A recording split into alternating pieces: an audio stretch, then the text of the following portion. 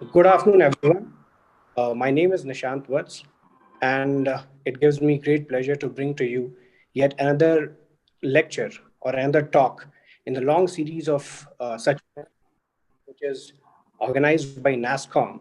And these sessions are conducted by stalwarts of the industry or stalwarts in various aspects of which who share their journeys, their experiences with people in the industry, so that all of us can benefit from them.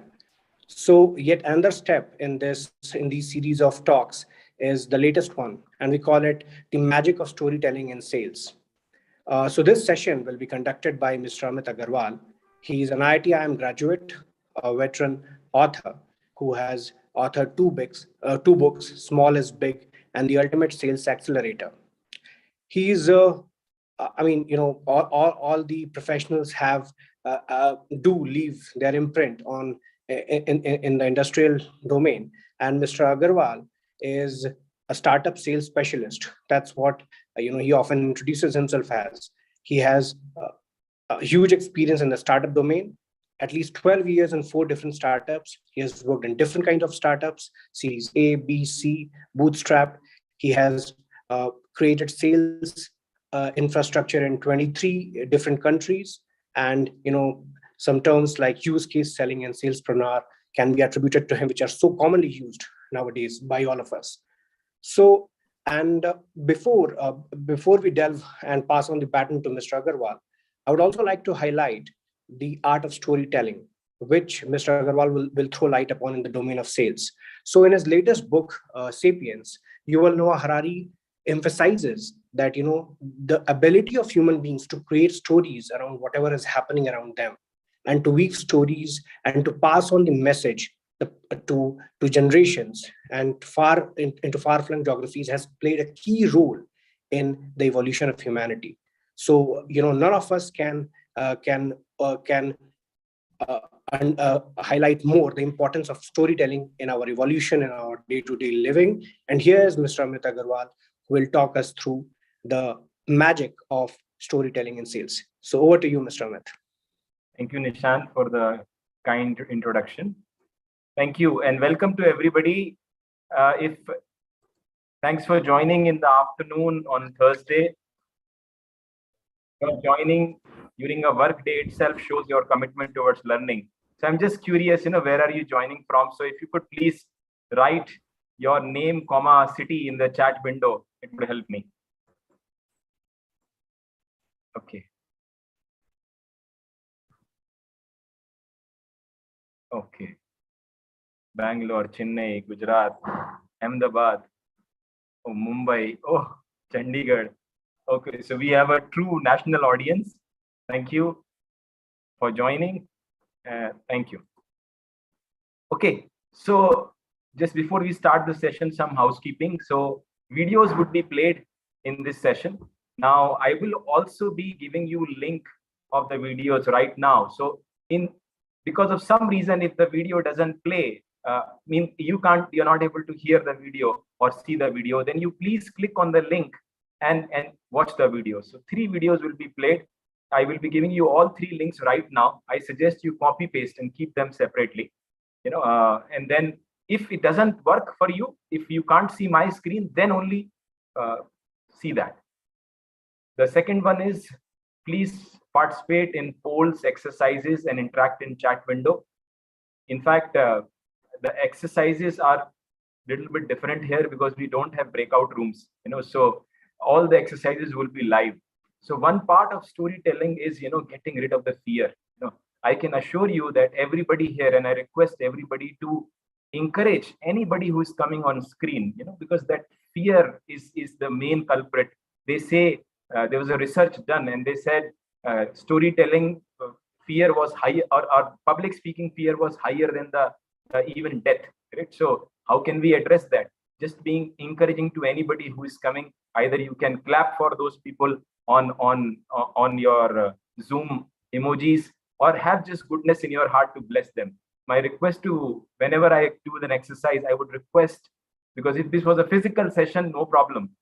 This is a virtual session without meeting rooms. Right? So in such a case, please come forward and do that live session wherever possible. For questions, you have like this Q&A tab. You can see there's a chat tab and there's a Q&A tab. So for questions, you can put Q&A here. And I would request NASSCOM team and Nishant, to monitor the questions, and we can do it if something is very important.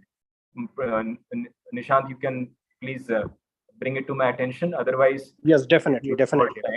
Yeah, and chat window for whenever I'm asking something, or that all that is for chat window. Suppose I'll ask, next slide, I'll ask, is sales a life skill? So that is for chat window. So all the interactions will happen in chat window. Only Q&A is only for question. As I said, links will be shared. Then session duration is 75 minutes. After 75 minutes, session will end. I'm happy to stay for 15 more minutes. That is till 6 p.m. If you have any other questions related to storytelling or in sales, for that remaining 15 minutes, I'm happy to answer.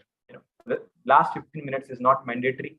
If you wish, I'm happy to be of service. So with that, what will we learn today? There are 4 things. First is understand a surprisingly simple technique for creating visual stories instantaneously. If you understand and master only this, done. Take it from me. Decode storytelling versus story showing. Number 3, in my experience, the case studies are of especially in tech setup, are quite interesting. So how can you create memorable case study using one simple technique? And the 4th one is learn 4 effective ways of becoming a great storyteller. So this is the narrative. With that, we will start our session. Now, my first question to you. Okay, sorry, I have to give you the videos. So here I'm sharing the 3 videos. Kindly copy these videos and keep it aside. If my video doesn't work, only then you click on the first one. Then it is in the order of the presentation. Okay. So now my question, is sales a profession or a life skill? Please type P or LS in the chat window.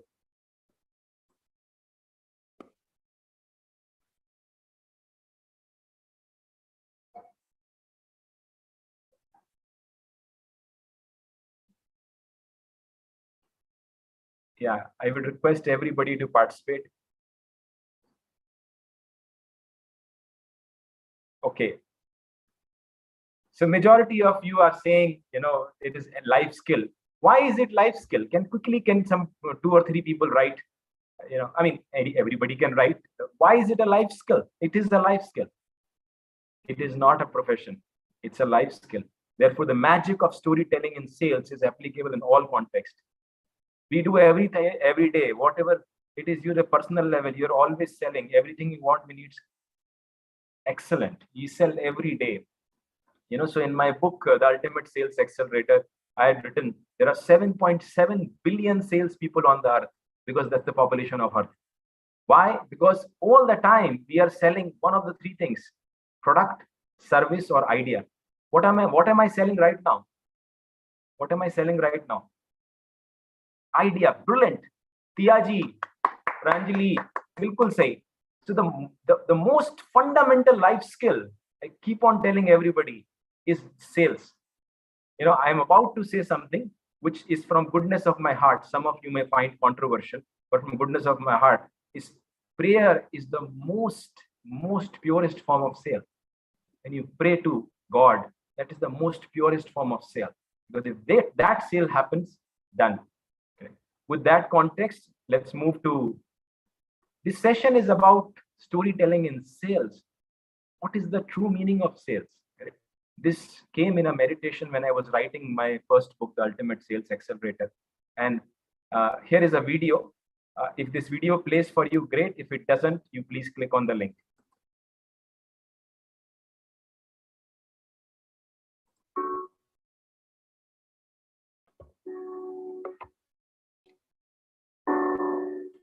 I have been a bit concerned about the negative perception on sales.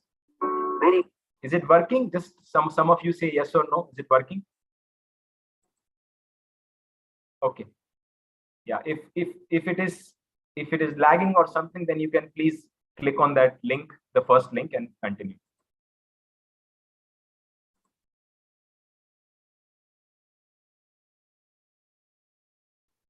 Often sales is associated with used car salesman, isn't it? Somebody who's sleazy, pushy, aggressive. I was recently talking to a business school professor and he shared something very interesting. He said very, very few students apply for sales job while doing their MBA. I was talking to a CEO and he said, sales वालों को थोड़ा तो झूठ बोलना चाहिए. Another senior executive said, sales वालों को जुगाड़ू होना चाहिए. As I reflected on these negative vibes, I was looking for an answer. What does the word sales truly represent? And I found my answer in a morning meditation. The word sales represents S for serve, A for authenticity, L for love, E for expertise, and S for smile. Serve with authenticity, love, expertise, and smile. Serve. Imagine if sales owners start seeing sales as an act of service. Authenticity. There is no faff, there is no lie, there is no jugaad. Authenticity. Love. Love for the product, love for the company, love for clients. Expertise. Imagine when a sales owner is an expert in the area or the product or service which he or she is representing. Will it not serve the customers better? Smile. This always works. Do all of the above while smiling. When we combine these things together, serve with authenticity, love, expertise, and smile, we get the true spirit of sales. Thank you.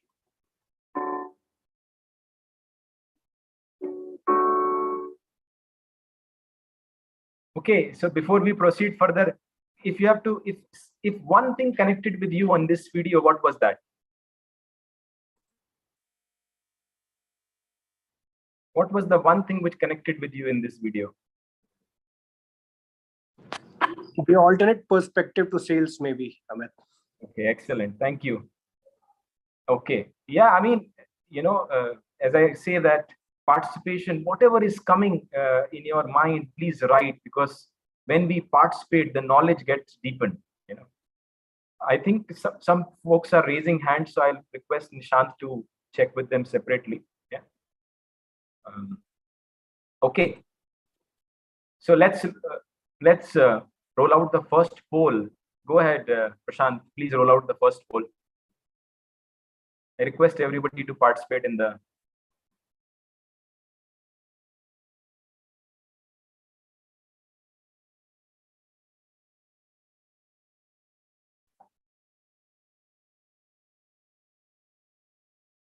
Prashant, do take the screenshots of the polls, please, all three.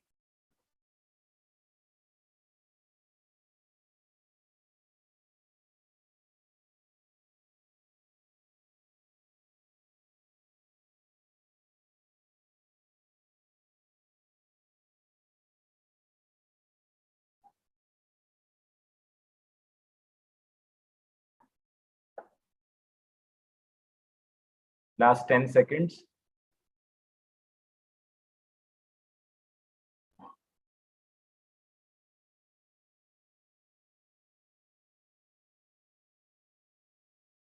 Yeah, Prashant, you can end the poll and share the results.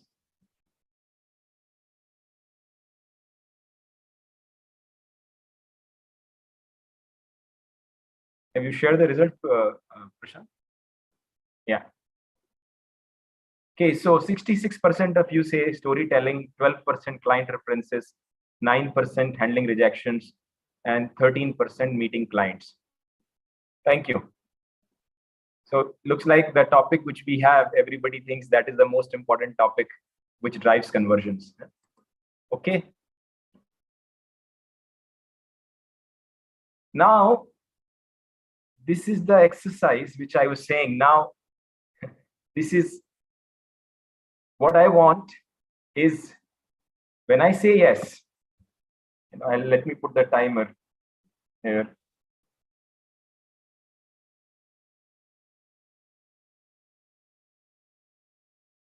When I say yes, first understand this. You have to do it alone. You have to do it alone, because you can't do it with people. You have to do it alone. What you have to do is when I say start for 90 seconds, you have to speak with anybody. Assume that there's an audience sitting. Assume there is an audience sitting and you are sharing your most memorable vacation. Is the exercise clear? Is the exercise clear? Okay, yes. Okay, yeah, please do it.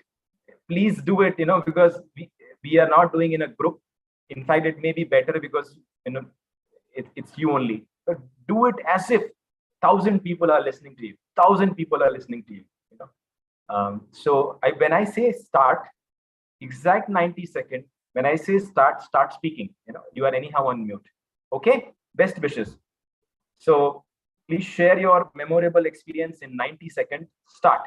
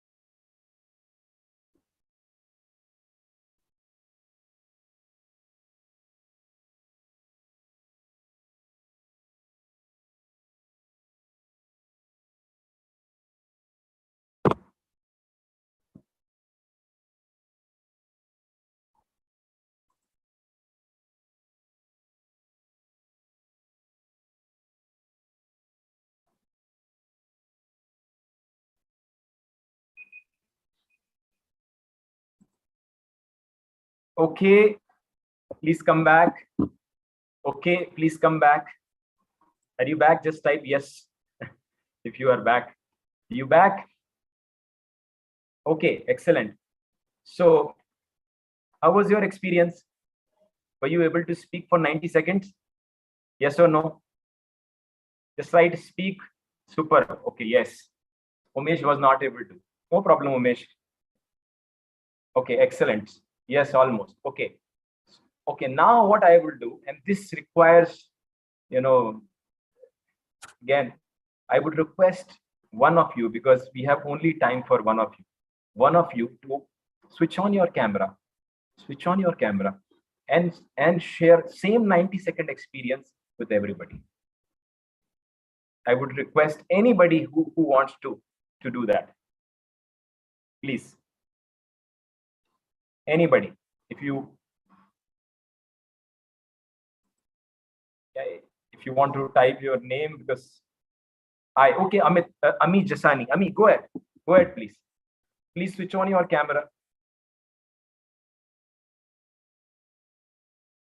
I will switch my camera off. Ami, please switch on your camera.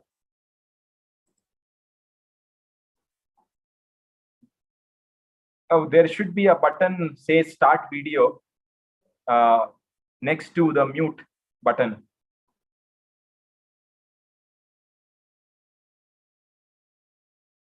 Oh, you don't have Prashant, they can't speak also? Prashant, they can't speak also? Okay. Okay, guys, my apologies. Yes, Amit. I think that the participants cannot speak. No, but actually, when I run webinars, you can, for a specific person, the administrator can do it, no? Is it possible? Just quickly check. Okay, I'm just checking with Prashant.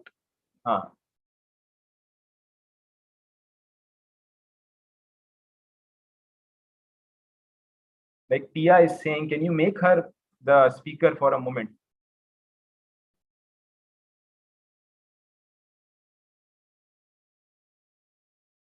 Yeah, admin can approve and unmute. Yeah.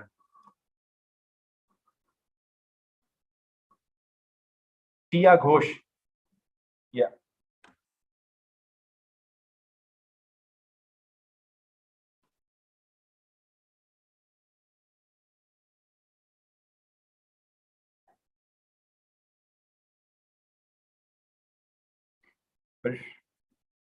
Tia, can you please raise your hand? Can you please raise your hand, Tia?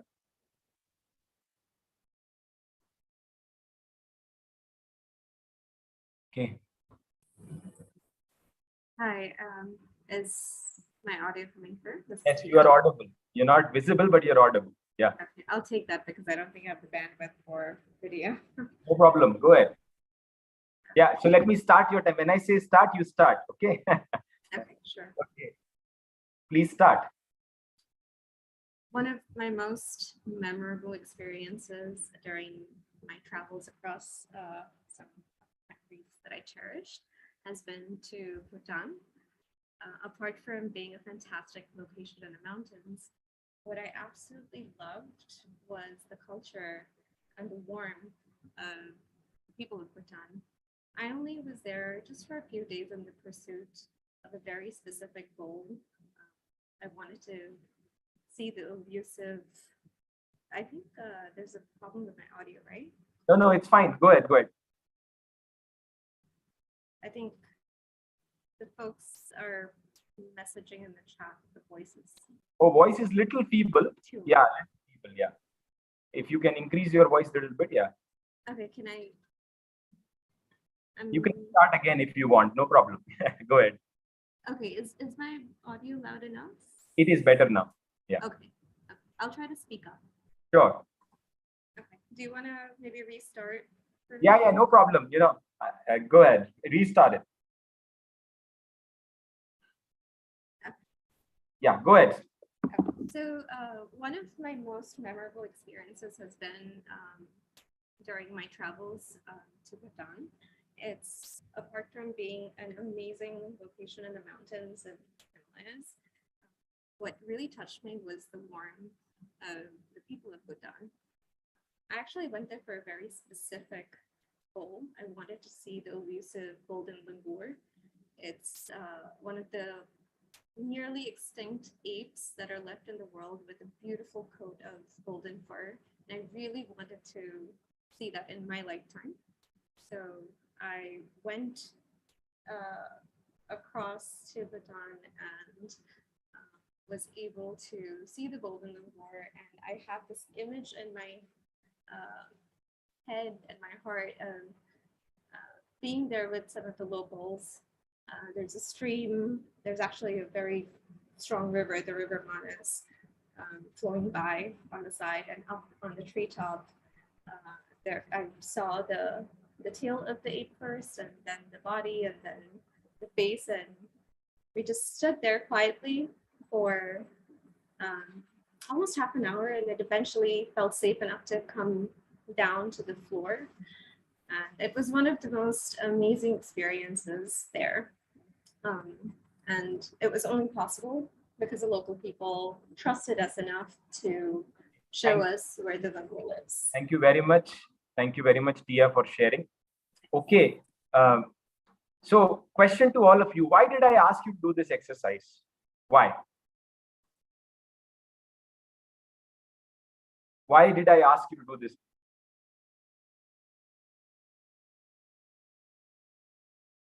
Please type.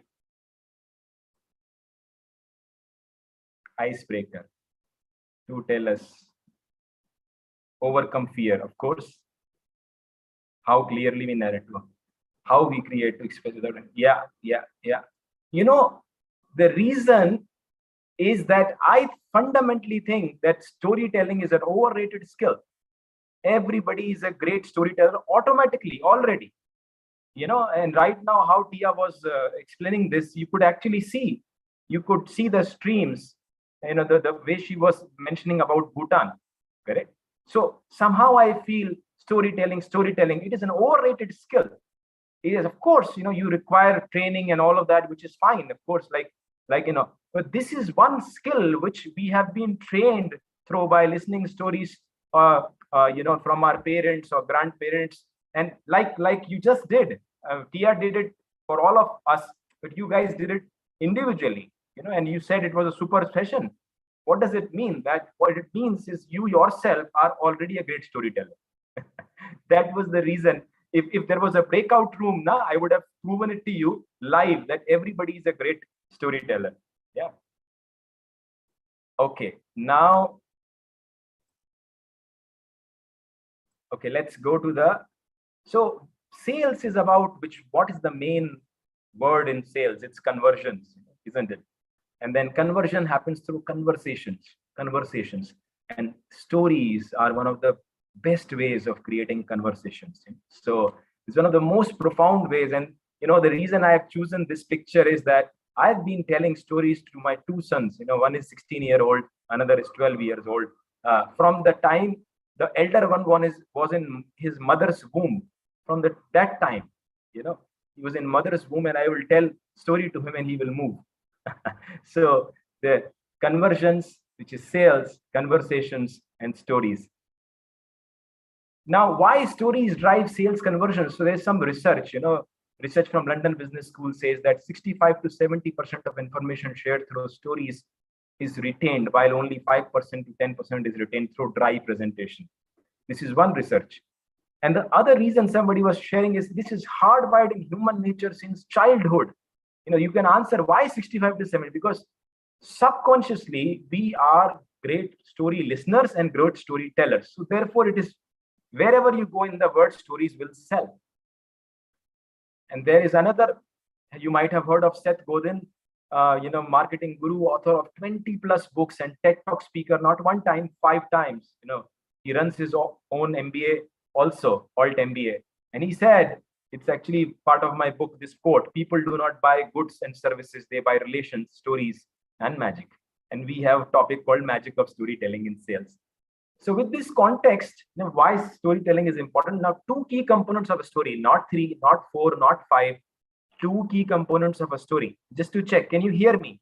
Yes or no? Can you hear me well? Okay, Ganesh. Okay, excellent. So 2 key components. Anybody talks, we have to simplify things. There are only 2 key components, simple and experiential. Just remember these 2 words. Again, very clearly given in the book, in the presentation, simple and experiential. What does simple means? Relevant, no jargon. What does jargon means? In technology sales, there are so many big words which we use. I don't want to pick any specific word, but you get the drift. In technology sales, so many difficult words we use, which the other recipient may not be relevant to. Of course, if it is relevant, we have to use. The other is experiential. So how you create experiential? Two things. One is contrast. Another is all senses. So humans have visuals, audio, auditory, tonalities, or gestures, moving hands and feeling. When you are speaking, are you experiencing that moment, or are you making the others experience that moment? This is the only 4 aspects of simple and experiential. Now, how it is possible? This one, relevant and no jargon through metaphors. So this is the technique which we will learn. And then contrast, again, hero versus villain, solution versus problem, defeat versus victory. Contrast is again hardwired in human nature. Black versus white, win versus loss. So if you are able to remember this word contrast, if you are able to create contrast in anything, you are a great storyteller. Then and there.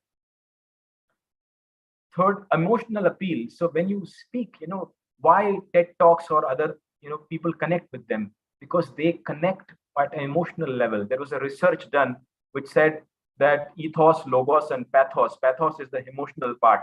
Which said, I think more than 65% of TED Talks, which was analyzed, they were on pathos, which is emotional appeal. That is the reason people retain in them so well. So now we will actually go down on simple and experiential one by one. So simple, see, simple. Now for simple, metaphors. You are my sunshine. Don't fight like cats and dogs. Let's crush it, guys. You are my sunshine. A lover is telling to another lover, you are my sunshine. Don't fight like cats and dogs. Who will say this? Don't fight like cats and dogs. Who will say this? Okay, you can't see me. Yeah, I will enable it now. Yeah, mom. Yeah, you got this, parents. Yeah, children. Okay, let's crush it, guys. Who says this? Let's crush it, guys.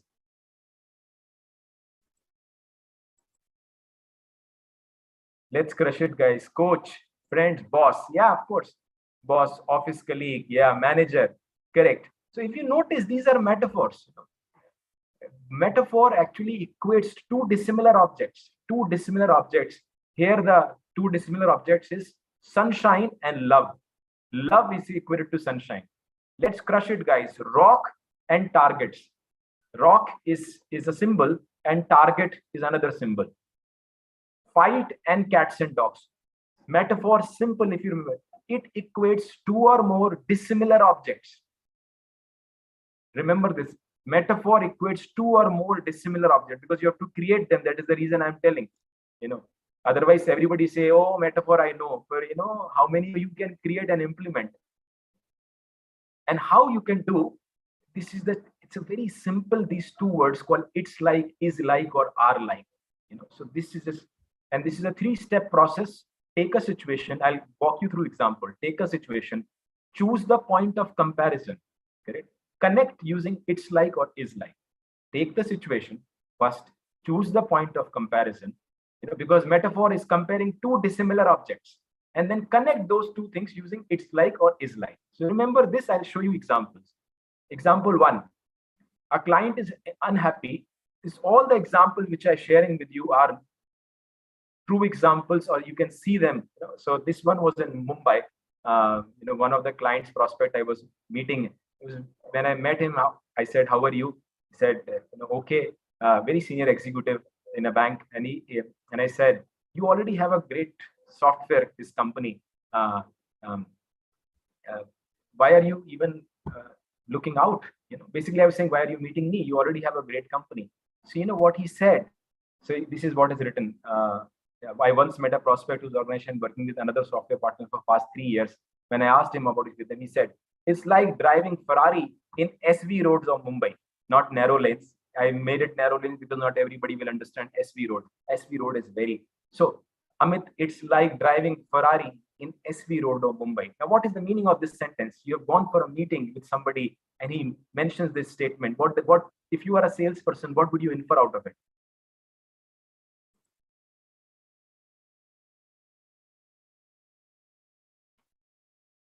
Yeah. What would you infer out of it?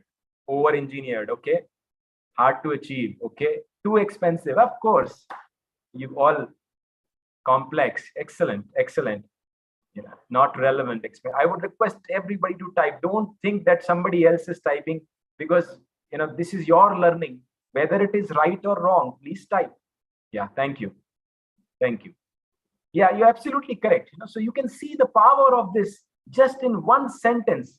And therefore I said, remember in the 4 things you have to learn, where I said, creating visual stories, that is metaphor. Right? If you master this, there is a quote from Aristotle that using metaphor is a sign of genius, because very few people can equate dissimilar objects. It's a very famous quote. It's given in my book. It's a sign of a genius if you can master this. So you can see how situation is experience of using software from a global company. Comparison symbol is Ferrari in narrow lanes of Mumbai.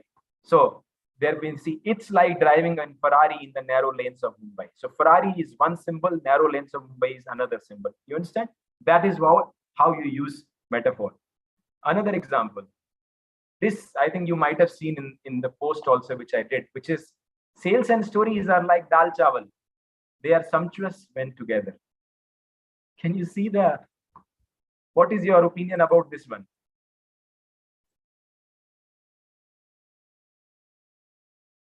If I would have said sales and stories are very nice, they are important, they have to go together. That is one style. But I'm saying sales and stories are like dal and chawal, because when they are, it's a simple comparison. Exactly.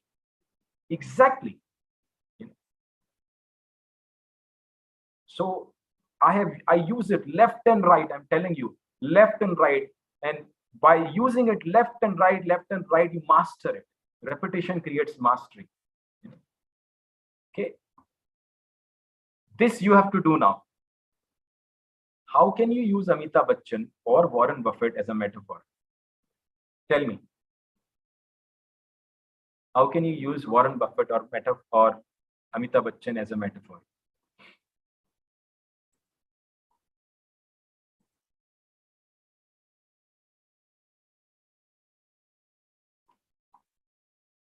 Old but rich. Okay. Yeah.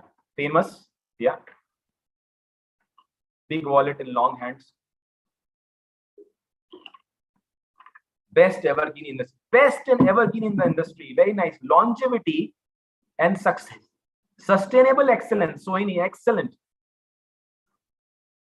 Yes. So I use it very, in normal life. Are you Amitabh Bachchan of your craft? What is the meaning of it? That means sustainable excellence. At the age of 78 or something, also he is performing so many years. Sustainable. Same thing, Warren Buffett, I think maybe 85 or something. Sustainable excellence. Correct? So I'll give you a real. So you want to hear a real life example? If yes, I will speak. Otherwise, I'll continue. Okay. Yes. Okay. So this was with a bank, a very large bank in Asia, and they were using some of our capabilities, and they were asking, one of their analytics head were asking us to do service them on the area which we don't have any competency. So they will reach out to my team and they say, do this, and a team initially will resist it, and then because it's a client, they will say yes. And then it happened for 2-3 months, and then they mentioned to me that they are asking all the questions. We don't have capability, and they keep on asking questions. And I could see fatigue in both the sales team, account management team, and the delivery team who was serving them. So when I went for the quarterly business review, and I'll just change the name, I said Ajay. And all these stories are there in the book. So I said, Mr. Ajay. He said, yes, Amit. I said, Mr. Ajay, do you like movies or cricket? He said, I like both. I said, pick one. He said, I like movies. I said, okay. So I said, Mr. Ajay, bank like yourself, and a progressive leader like yourself, I'm sure you would want to work with anybody who is Amitabh Bachchan of their craft, isn't it? He said, yeah, of course, yes. So I said, thank you very much. The area which you have chosen us, personalization, that we are Amitabh Bachchan of our craft. For what you are asking, data enrichment, we are not even novice or a newcomer in the film industry. I just said that and nothing else. I didn't say you don't take us. I just said that. From that moment, he never called. So you can see the drift. That's the reason I'm highlighting this metaphor. We take it for granted. It is so powerful. If you master it, you can go to a different level. Okay, so now this is a live exercise for you. You have to type your response. This is again a live client in Kuwait. We were meeting them. I was there. There were a mix of Indian clients as well as local Kuwaiti executives in the traditional dress, and they were very satisfied with the quality of our software. But they felt, at least appeared on their face, that software is overpriced. You are sitting in that meeting, right? You are sitting in that meeting. Now you have to use metaphor to tone down that entire atmosphere. What will you do? You have to write the entire sentence using is like or it's like. Please start typing.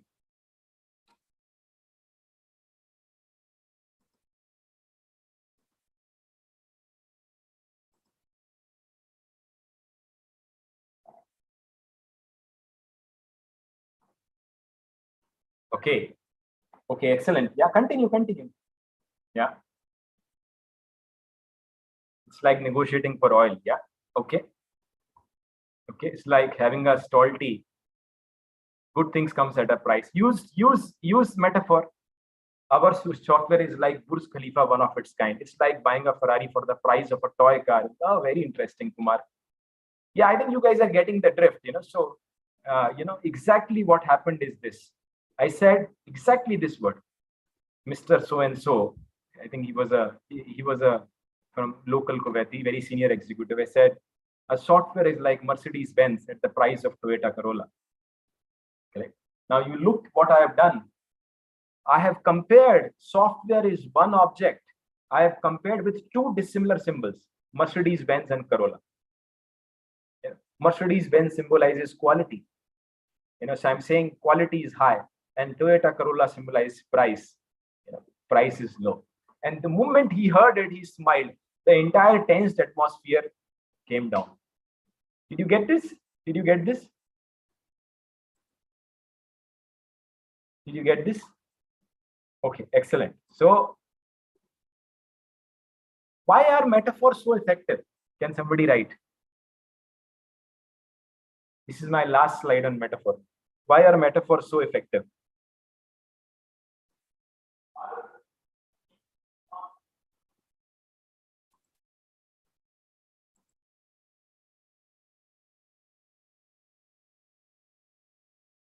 Easily, clarity in less word. Yeah, absolutely. Visualization. किसने बोला?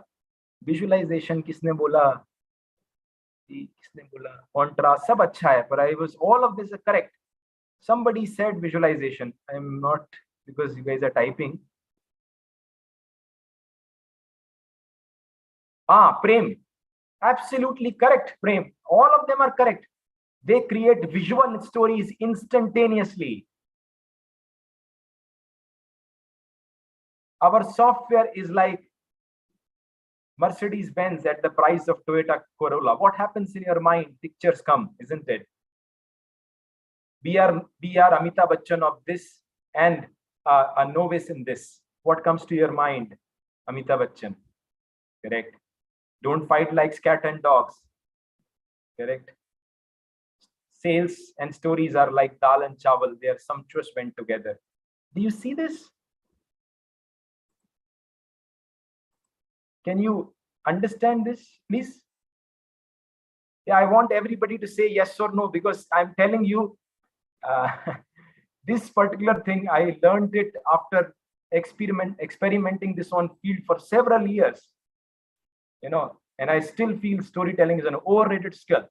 If people just master metaphors, done. Excellent. Excellent. So my request to you is, when you go out of this session, please practice, because mastery comes with practice. Do it in personal life, because remember, we started with sales is a life skill, not only in profession, anywhere. Use it's like, you will see what will happen then. Okay, we finished the simple part. Remember, here on the stories are simple and experiential. We finished the simple part, experiential.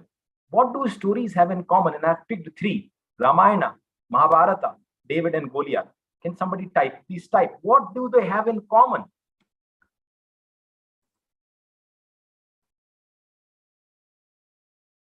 Villain and hero, underdogs, conflict, emotions, victory of good over evil, good versus evil, fight, history.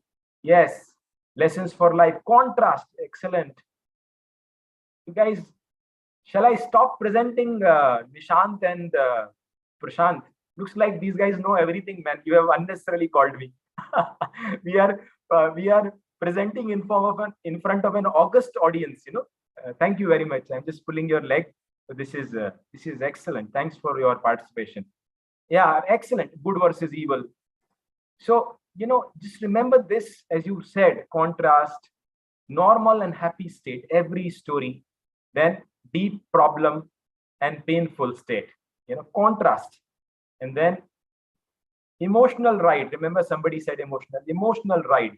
And then again, happy state restored. and emotional right. This is the structure of a story. Yes or no?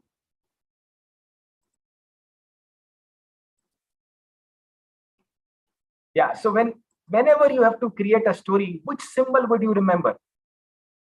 Which symbol? It is there on your screen.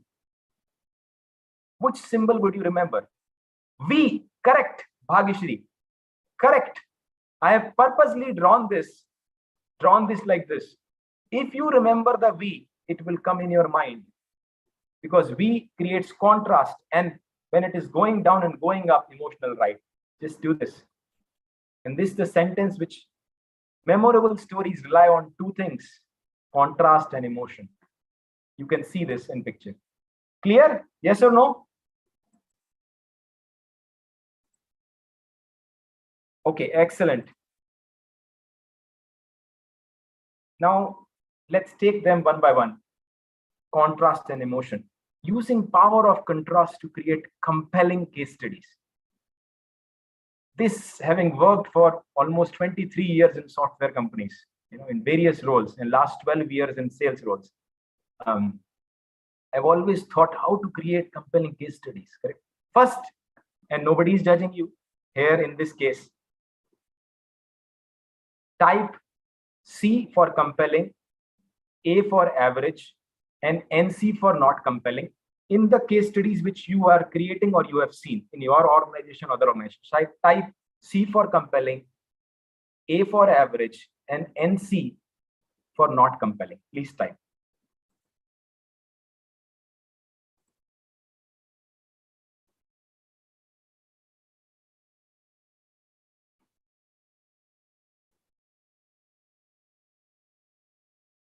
Yeah, excellent. So I'm seeing a lot of average and not compelling. There are some compelling also, which if congratulations to you if you are already seeing those, nothing like it.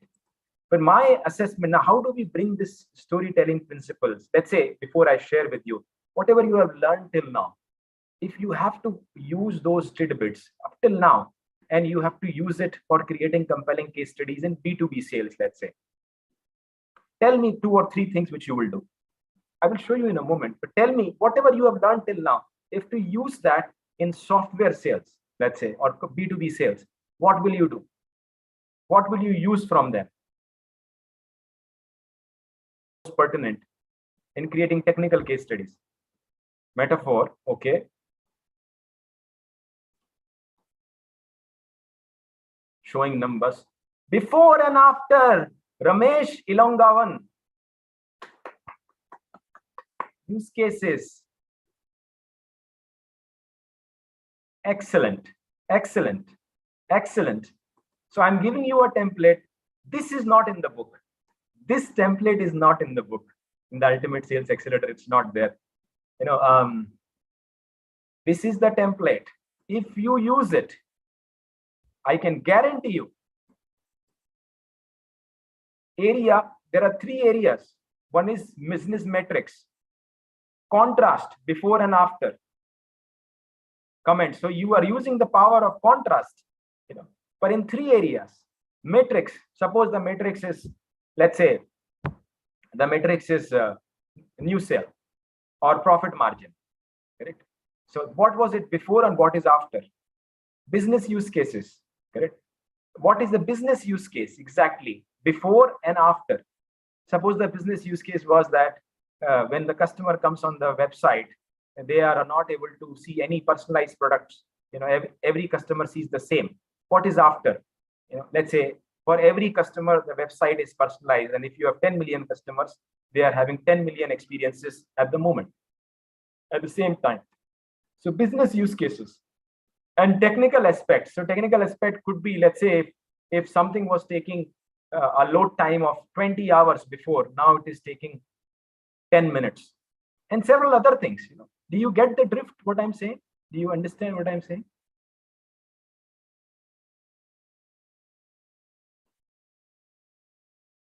Do you understand? Yeah.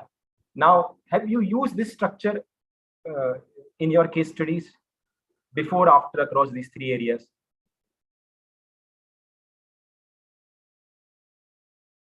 Yeah, I will explain. So matrix is whatever you are selling, whatever software you are selling, you should know what business metric will it, what will it impact. Like for example, I have sold software, let's say personalization software or marketing automation software, which impacts, one of the metrics it impacts is the incremental sales, correct? So incremental sales before, if the before sales was, let's say 1 million, after the incremental sales has been 1.1 million, so 10%. So before and after, lot of times case studies are not good because you can't compare the before after. So if you, as a salesperson or as a marketing person, if you are thinking that you need to have, first of all, whatever you are selling, what are up to 3 metrics? 3 is just a number. What are the 3 metrics which will create impact for your customer? And for that, you have to first log in before aspect. Okay, for each metric, like one of the metric we do is frequency of customer visit.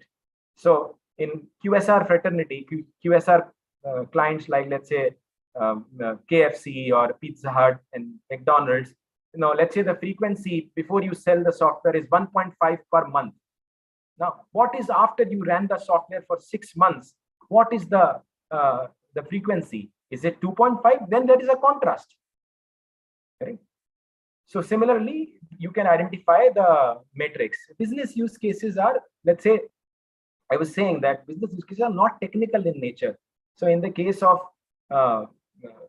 let's say, if you are a head of e-commerce and you are coming to a website and you see that you have 1 million customers and all 1 million customers sees the same website. Whereas the 2V state, you want a personalization software where each customer will have a website of its own. The entire experience will change, just like it changes in Amazon. So that is the business use case. So that, of course, there would be several. You have to pick the ones which are most impactful and before and after. And technical aspect, I mentioned that one aspect of is, let's say, load time. So suppose you have a website which is taking very long to render content, but after you deploy a software, the speed of website improves by 30%. That is the after. So these are the 3 aspects: matrix, business use case, technical aspects. Okay. Any questions before I proceed further?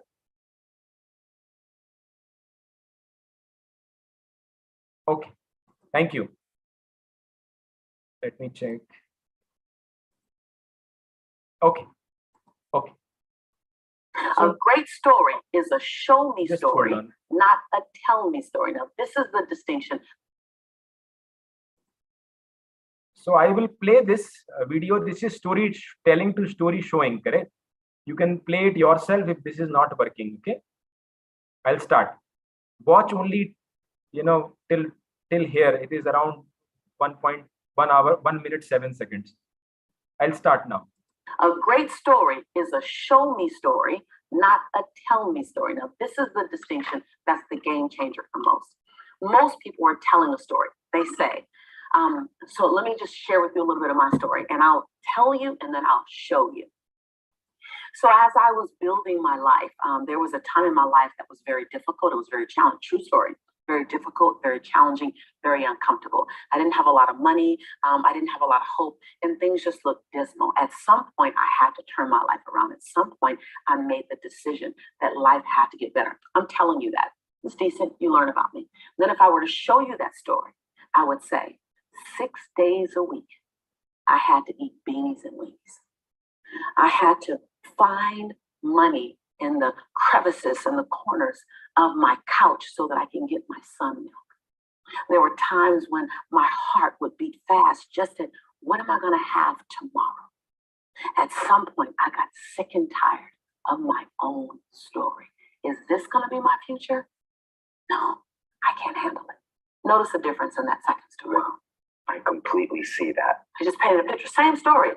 Now, the second one, when you show a story, it's going to require more of you. It's going to require you to find the colors. What were you thinking? What were you experiencing? What was going on in your head? Instead of telling me you look for money, turn and point. Now, this is anywhere. This is anywhere you are doing anything. I promise you, you become a great storyteller and you will captivate your audience no matter what you're doing. Okay. So what was your key takeaways from this video? Visualize her pain, paints a picture, create the feeling, body language, tone, expressions, right? Show the situations. So remember, we talked about experiential, correct? So in experiential, we said one was contrast, which we just finished, and the other was emotion. So what she was doing, the emotions comes through gestures, from going deep, body language, being more expressive, all of that, becoming more into it only then, tonality, correct? But there was a research done in let me ask this, among the various things which create impact in storytelling, if you there is, as per research, this is not what I have found out, as per research, there is one particular thing which almost every storyteller does. What would be that? Again, a little abstract question, but you get the drift. If you have to pick one thing which almost all great storytellers do, what is it? Curiosity, passion, expressions. Yeah. So expressions, body language. Yeah. So there's a thanks. The research said hand movement. The research said hand movement. They said if you tie hand of somebody and ask him or her to present, problem. So the expressive nature, even if you look at her this thing, face is changing, but just imagine if your hands were not moving, what will happen? So when you are telling something or when you are showing something, then hand movement is the number one thing. Okay, now exercise for you. Now, again, you have to do it as if you are a public speaker. 90 seconds, I will start the timer here itself, correct? And this is about a memorable festival. Now, this time, use story showing. Use your hands, your face, your body to express key elements of that festival. Imagine there are 1,000 people in front of you, and you are being invited for 90 seconds to speak on that memorable festival. And using story showing, which is hands, face, body to express. Is the requirement clear? Exercise clear? Okay. I hear 2 yeses. Okay. So when I say start, you start speaking on your own. Imagine 1,000 people sitting. Do it with your, full confidence and best wishes. Okay. Best wishes to you. You can start now.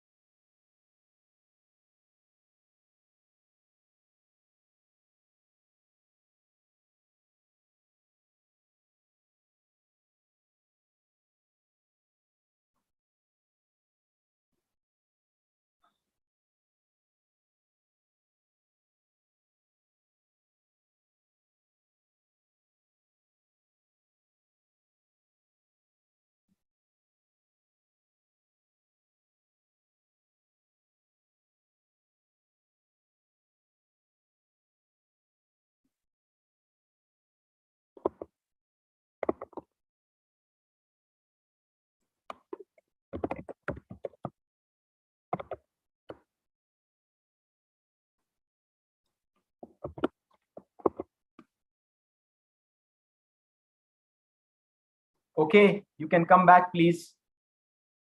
Everybody back? Yeah. Now I would request one of you, whomsoever wants please put your name, and then we will unmute you, and you can please share this live. One of you, whomsoever wants to go. Sharing deepens your knowledge, and we all have a very encouraging audience. Please raise your hand to speak. Yeah, as per Prashant. Anybody? Okay, somebody has raised hands. Prashant, you can check, please.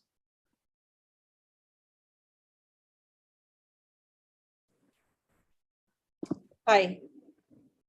Okay, just who is speaking, please? My name is Vinu. Okay, Vinu, I will say start, and then you start sharing your memorable festival. Do you want to, is it possible to share your screen, or you would prefer directly on audio? I don't have an access to share my screen on my. No problem, Vinu. Yeah, I can join as a panelist. Yep. Okay, are you showing the screen then? Sorry, what would you like me to do? Share my screen or? No. I am saying, can you show your video, or it's not possible, correct? I can show my video. Yeah, if you could, please. Once you show, I'll say start. Sure. 1 minute. Okay, Vinu, I will stop my video. Thank you for sharing your screen, and you can start. All right, is my video visible? Okay, yeah, I can see myself. Great. So the last memorable festival that I had, I would like to speak about is Easter, which we celebrated in April this year. And it was really memorable for me because my mom and I got to visit the church together. So my mom is about 80 years old. She's a minor brain stroke patient, and she doesn't usually travel to church or visit church every Sunday as we'd like to. But this Easter was so great for us simply because my mom decided that, hey, yes, I'm willing to travel in the car and let's go to church. And she came to church with me, and she participated in the mass with me. We prayed together, and she even took the Eucharist, which is something that she hasn't done in so many months, or maybe more than 2 years. My mom hasn't had the Eucharist, so that was like a sign for me that God's blessings, God's forgiveness, God's love. That my mom, my dad, and I were together in the church praying as a family, and we were able to then have Easter lunch at a nearby club, which we visit very often. It was just such a very touching and a really memorable experience because my mom was with me for it. Excellent. Thank you very much, Vinu. And if you can clap virtually, please clap, because I think the audio can't be heard. Thank you. Thank you, Vinu. So my questions to all of you: what do you remember from her? Yeah, thank you. Yeah, see, Vinu, you can see wonderful clap. Everything is coming. Yeah, please be. My question to you: what do you remember from her 90 seconds of story? What do you remember? Please type. Eucharist, celebration, gratitude, warmth. Okay. Her happiness with her mom, pain to happiness. Okay. Mom, Ramesh Ilangovan. Okay. See, this is what I was telling you, enthusiasm. Did you notice how she was moving her hands and all? Maybe after story showing, maybe it was more. Did you notice that how naturally she was moving her hand, how her face was very expressive? Excellent. So again, congratulations and thank you very much, Vinu, for joining this and sharing this. Again, a round of clap for you. Okay, thank you. Now I will switch on my video. Now the second poll. Go ahead, Prashant. Please launch the second poll, and please take the screenshot also.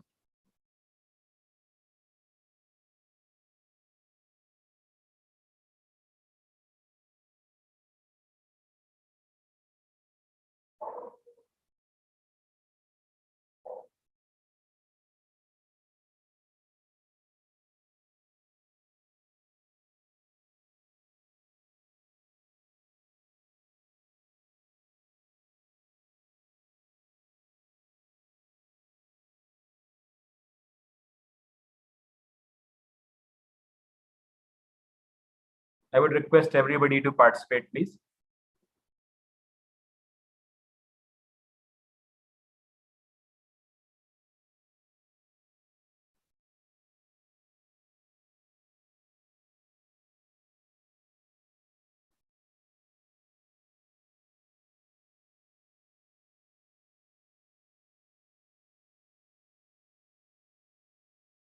Yeah, Prashant, you can share the results, please.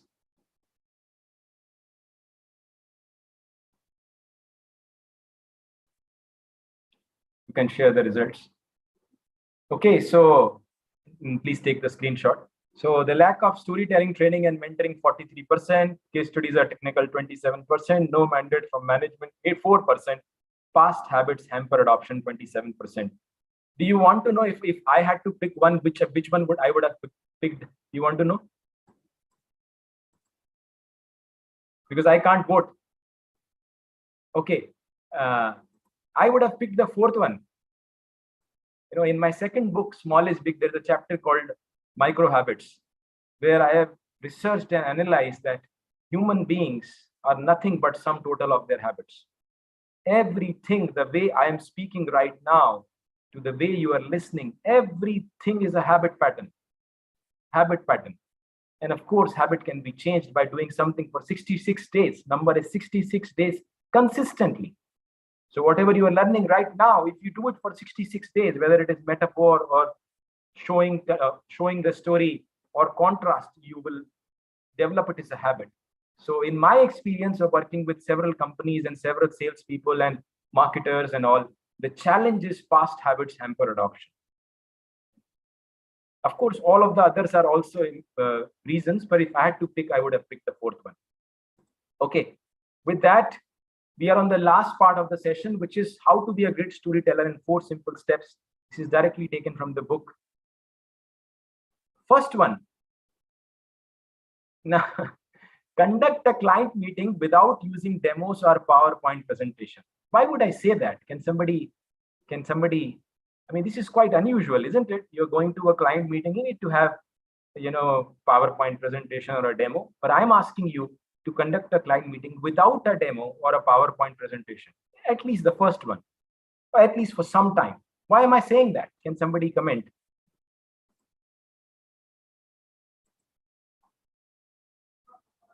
Establish an emotional connect. Force yourself to it. Then you can narrate and tell your please can relate better when they imagine it. Express so what they can relate to them with a person to help visualize, talks more, ability to paint a picture, to connect. Yes, you know, the easier way to, when we meet people, when we meet friends, do we take PowerPoint presentations? Or we meet family members, do we take PowerPoint presentation? Or we meet people socially, even colleagues, do we take PowerPoint presentations? No, isn't it? We talk to them. Rapport, as you use emotional connect. Before emotional connect, rapport is important. Rapport is created and the trust is created. And I've done it several times. At least some part of the presentation, if possible, wherever possible, I will not use a PowerPoint presentation. If required, I will use the board to draw it. If you use a board, not a PowerPoint presentation, what will happen if there is a listener sitting, let's say a client sitting, and you are a salesperson, you're not using PowerPoint presentation, and you just got up and you drew something on the board. What does it tell about you? If the client is there, what will he or she think about you?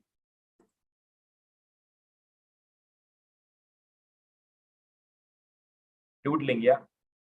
Spontaneous, knowledgeable, precisely, confidence, precisely. You know your stuff. This is the best sentence. You know your stuff. That is the reason I have mentioned serve with authenticity, love, expertise, and smile. In the word sales, everything else is relatively easy. The most difficult one is expertise. Expertise. Yeah. And therefore, if you have to do demos on client meeting without demos or PowerPoint presentation, first of all, you have to think that I will do it. I'm meeting a friend. It may not be always a technical presentation. You can talk to people about several other things. But when it comes to, let's say, some technical, if you have that capability to go up the board and drew it or somebody said doodle it, it will also create a differentiator for you, isn't it? Because how many other salespeople do it? Can you tell me on a scale of 100%, how many salespeople will be doing it? On a scale of 100%, what percentage of salespeople would be doing this? Can you please type? 5%, 10, almost none. Yeah, it will be a 0 to single digit number. I mean, we don't have direct data, but it's very, very less. And when people talk that what is my competitive advantage? Product, of course, can be a competitive advantage, of course. In my experience in working in startups, the way you sell, you are the competitive advantage, specifically in complex B2B sales. A different topic, what is complex B2B sales? If you are selling something very complex, the competitive advantage or a differentiator comes through the way you are selling. And this one way, without using presentation, when you said 90 to 95% of people are not even doing it, you are already coming in the category of 5%, isn't it? Okay. The second one, now this is again unusual. Remember, we said serve with authenticity, love, expertise, and smile. E for expertise. So deliver a TED Talk like speech in less than 18 minutes about your product, service, or idea. Whatever you are selling, can you sell it in less than 18 minutes? 18 minutes, why? Because TED Talk. And I'm not talking about this in a client presentation. When you are preparing for it, I recommend every quarter or month, minimum quarter, whatever you are selling, record yourself. Nobody is watching you. Imagine that people are watching you and nobody's sitting actually, but you are presenting your solution 18 minutes or less. Why is it required? Can somebody tell me? Why 18 minutes or less?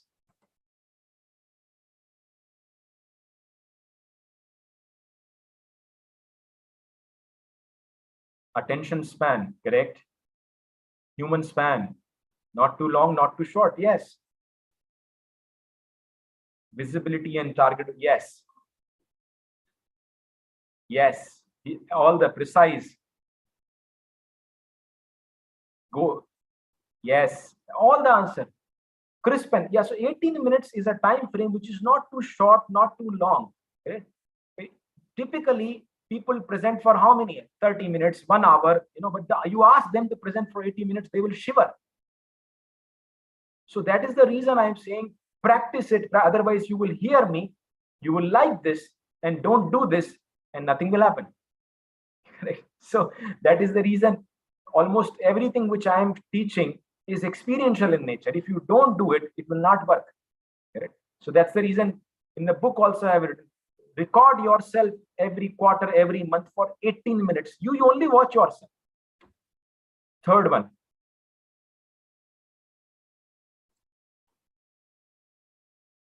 Sorry. Yeah. Third one, tell stories to kids and relatives if possible daily. So I think one of the ways why I'm sharing this is I told you that I've been telling stories to my 2 sons. In fact, yesterday night also, now they are 16 years and almost 13 years. I said, beta, kahani sunoge? Daddy, haan. They were tired, but ek kahani suni. And what happens is my kids, they are very sharp. Now they are a little lenient, but just 1 or 2 years before, they will remember all the stories and they will say, Daddy, new story. So I have to create a story on the fly every night when I am tired. But then when you are in difficult situations and you like it, because I like telling stories to my kids, creativity prospers. I can actually write a book. My kids, when we were laughing, I can write a book on the stories which I have told them. So when you tell stories, just like you were sharing, some of you were sharing experiences of your vacation or your festival. Similarly, if possible, you can please tell stories to your kids, relatives, whomsoever. It will build your confidence. Fourth one is join public speaking club. How many of here have joined public speaking club already?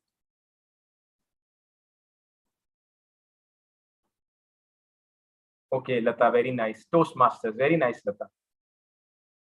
Yeah. So, I would request everybody to, if possible, please join now. Toastmasters, several other clubs are there. Very nominal fees are there, and 6 minutes you have to speak like that person is in. And everybody is encouraging.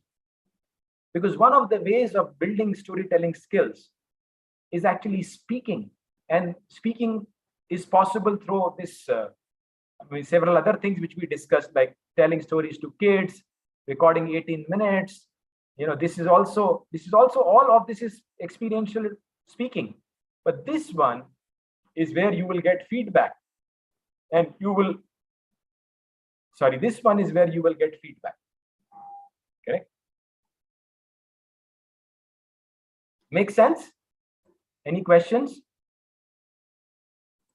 on this, the 4 steps?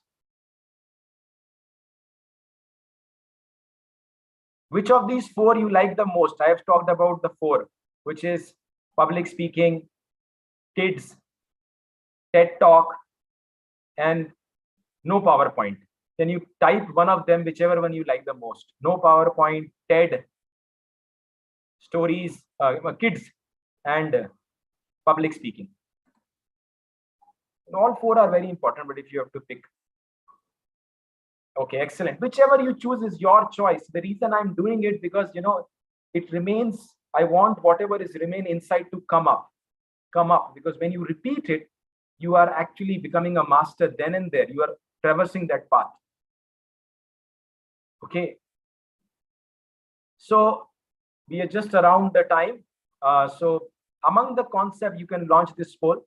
Among the concept you learned today, which one you are most excited to implement? You have learned 4 things: metaphors to create visual stories, story showing versus storytelling, using contrast to create compelling stories. Okay, implement 4 effective ways of great storyteller.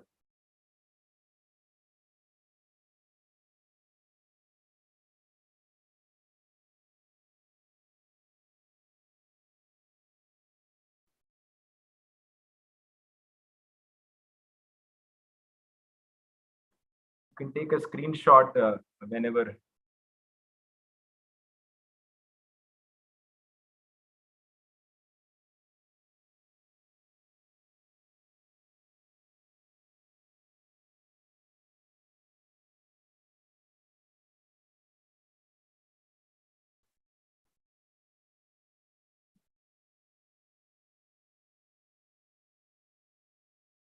Okay, you can share the results, Prashant.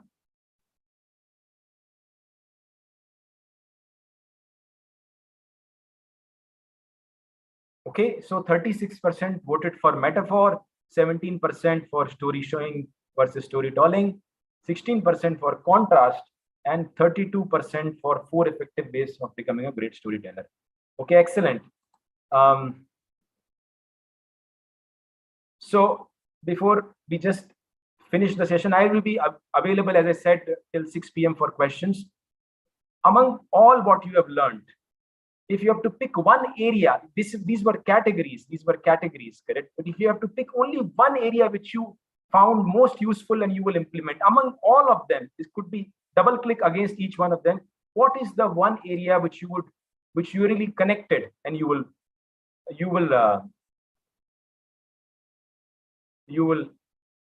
okay, excellent. Thank you. So now these are the resources. There is my LinkedIn profile. If you want to connect with me, I'm quite active on LinkedIn. You can read the book. There is a Salespreneur YouTube channel. There are a lot of sales videos on there. And then the 3 videos which the third one will come. The 3 videos which I recommend is here. I am just copy pasting them into the chat window so that it is easily available. You can kindly copy it. These are the resources. You can copy them. Okay. Now, before we go to any Q&A, my wish for you is, may you harness the true spirit of sales and become a great storyteller. And what is the true spirit of sales is serve with authenticity, love, expertise, and smile. As you harness the true spirit, you will automatically become a great storyteller. So my best wishes. With that, I'm open to, the actual session has finished. I'm open to, as I promised, I can wait till 6 p.m. If you have any questions or if you have already written, I would request Nishant to pick whatever questions, and whomsoever wants to stay for questions, please feel free. And thank you very much for your time.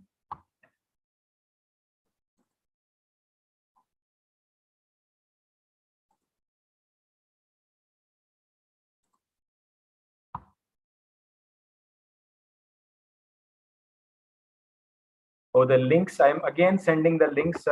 Please kindly copy paste quickly because there's so many messages coming. So you can copy paste quickly. Resources.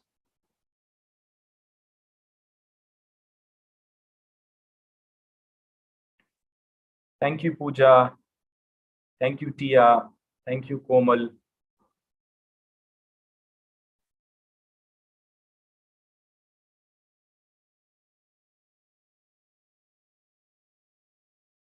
Thank you, Rita. Thank you, Udit. Thank you, Pooja. Sohini, I've shared the links. Hopefully you have got them. If not, please type again. I will. Okay. Okay. So Prashant, sorry, Nishant, if you want to, for any questions or.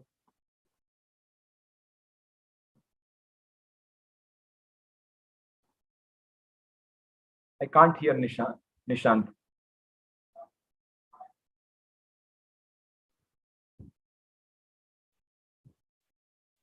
Nitha is not available on the call, sir. Okay. So I will be asking the question on the chat. Yeah, so they've already mentioned the questions. You can pick whichever. You go to Q&A tab. Sure. Okay. Yeah. You can pick because we have only 10 minutes left. We can only pick up, I think, maximum 2 or 3. Okay. So we have this one question from Latha Srinivasan. 1 minute. Vimu, you have asked for resources links. I am again sharing.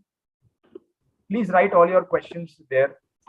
You can please kindly copy paste quickly because otherwise if it will get lost in the chat. Okay, yeah, go ahead. So the question is why you are selling to a global audience. So it may not relate to Indian mythology or story from our culture. What has been your experience in selling user story to the global audience? Yeah, I've sold in, this is a very nice question. I've sold in 23 countries. And the examples which I've used here, like for example, one example was in Kuwait, correct? So we used Mercedes-Benz and Toyota Corolla, which were relevant in that. So you are absolutely correct.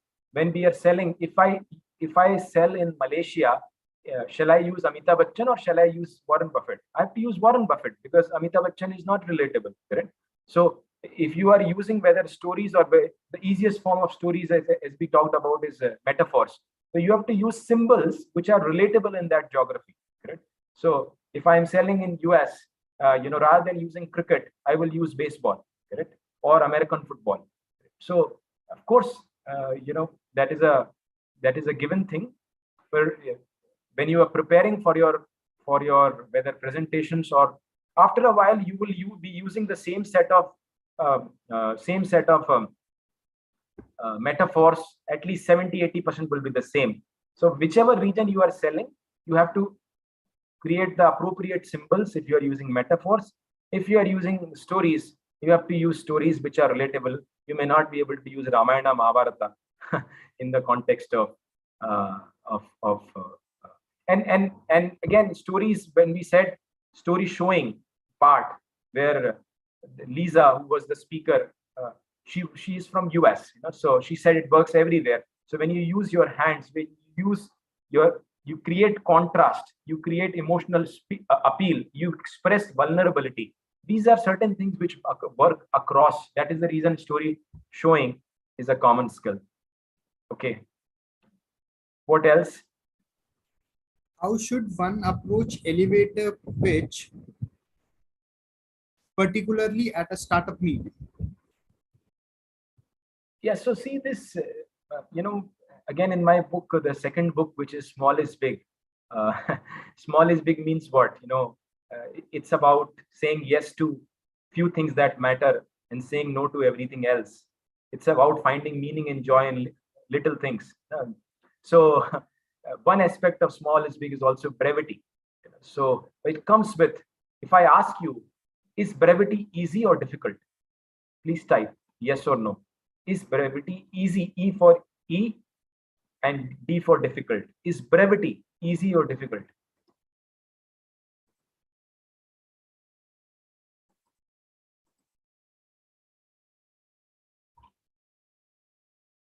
It's very difficult. You're correct. Brevity is very difficult. Therefore, one aspect of small is big is small is really big. Meaning, if you have to create a 10 slides PowerPoint presentation, it is easy. If you have to create, let's say, an elevator pitch with, let's say, 3 bullet points, it is difficult. So, however, one of the things which I would say, and one thing which will work for, if you notice, let me show it to you live so that you appreciate it.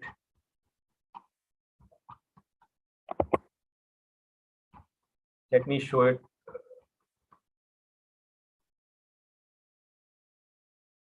You see this? Do you see this, my slide? Yes or no? You see my slide where I've mentioned? You see slide which I'm showing 3 points? Yeah.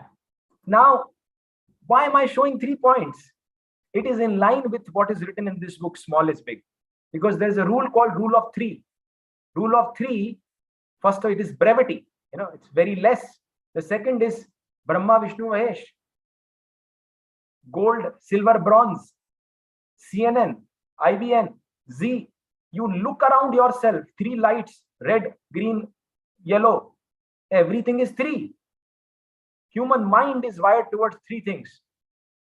Now, what is it related to your question?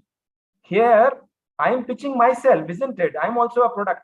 I have chosen 3 points which are, in my experience, which are most relevant to this audience, because I'm here invited as a speaker in sales.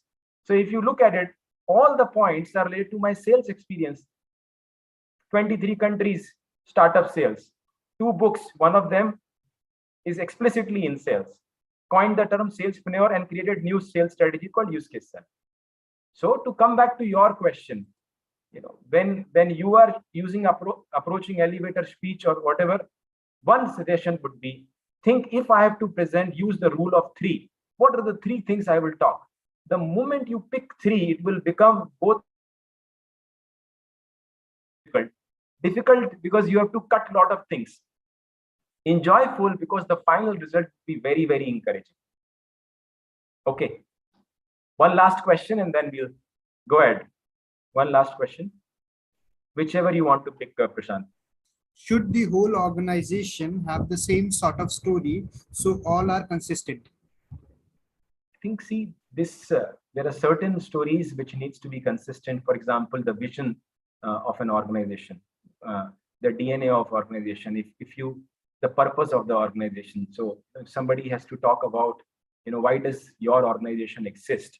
I'm sure there are narratives available for it.